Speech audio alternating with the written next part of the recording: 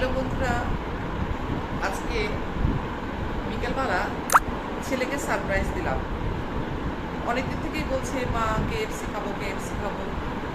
এবার আপনারা তো জানেন আমি আমার ছেলেকে মহারাজকে কখনো বাইরের খাবার একদম প্রায় দিই না বলতে গেলেই চলে, কারণ ওর একটা সমস্যা আছে। ওর কোনো কিছু খুব একটা হজম হয় না, বাইরের খাবার খেলে অ্যাসিডিটি হয়।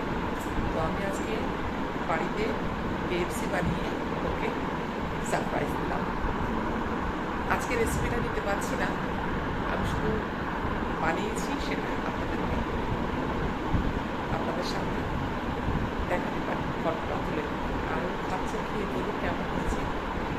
নেক্সট দিন যেদিন বানাবো সেদিন আপনাদেরকে পুরো রেসিপিটা দেখাবো। এই যে দেখুন, মাত্র দুটো বানিয়েছি। আমার সেই পুরনো লোহার কড়াটাতে, এই কড়াটাতে ভাজাভুজি বানালেই ভালো হয়, তেলটা অনেক কম লাগে এবং খুব সুন্দর হয়, সেই জন্যই আবার সেই কড়াটা আজকে ব্যবহার করলাম।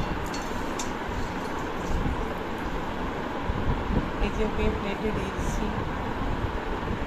মহারাজকে দিয়েছি প্লেটে, ও খেয়ে বলুন কেমন হয়েছে। এই দেখতো তোর কেএফসি দোকানের মতো হয়েছে কিনা।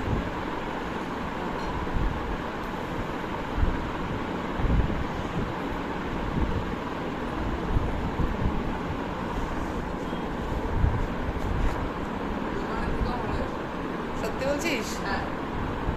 তাহলে মা পারে? খুব তো বলিস সেটা পারো না, ওটা পারো না। আসলে মহারাজকে সব কিছু মা বানিয়ে দেয়, তো মহারাজ আমার মাঝে মাঝে অভিমান করেও বলে তুমি তো এটা পারো না, ওটা পারো না, কারণ যাতে মা ওকে বানিয়ে খাওয়ায়, সেই জন্য। এগুলো বাচ্চাদের সব এক একটা ফন্দি খাওয়ার। ঠিক আছে, চলুন তাহলে আজকের ব্লগটা এই পর্যন্তই, দেখা হচ্ছে অন্য একটি ব্লগে।